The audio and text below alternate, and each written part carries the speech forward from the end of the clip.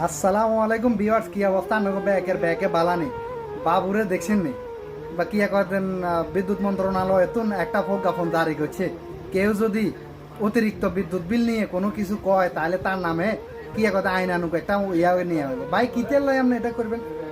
বাংলাদেশে মানুষের নিত্য প্রয়োজনীয় জিনিসপত্র কিনি মানে কি কথা জীবনযাপন করা একবার দীর্ঘশ্বাস না বিশ্বাস হয়ে গেছে কই।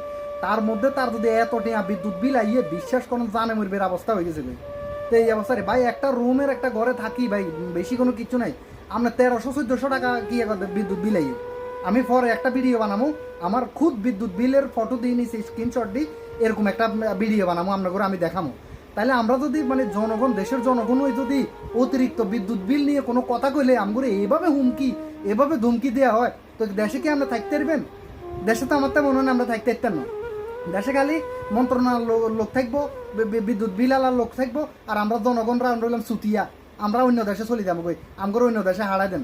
হ্যাঁ, চিন্তাটা করছি না কি রে, তোর কি জন্য বিদ্যুৎ বিল বেশি আইতেছে বা কি হইতেছে, এটা তুই কি মাঠ পর্যায়ে পর্যালোচনা না করে সরাসরি হুমকি দিতেছে। কেউ যদি বিদ্যুৎ বিল নিয়ে কোনো কিছু কয় তাহলে তার নামে আইন আনুক ইয়া নিয়ে হইব। এটার মানে হচ্ছে কি, আমার কাছে জবাব নাই, জবাব দিতে আমি খুদ বিদ্যুৎ বিল বাড়াই নিতেছি, এই কারণে আমরা যেন কোনো কিছু না বলতে পারি, কোনো কিছু এখানে করতে পারি, এই কারণে একটা হুমকি ধমকি দিতেছে। আমরা হুমকি না দিই, মানুষেরও জবাব দেন, মানুষের জবাব চায়। হুমকি দিই দেশ চালন যায় না, হুমকি দিই একটা সংস্থা চালন যায় না। তো ব্যাকে ভালো থাকেন, সুস্থ থাকেন। কার কার বিদ্যুৎ বিল বেশি ইয়ে কমেন্টে আপনার বিদ্যুৎ বিলটা একটা ফটো তুলি কমেন্ট করে দেবেন। ধন্যবাদ।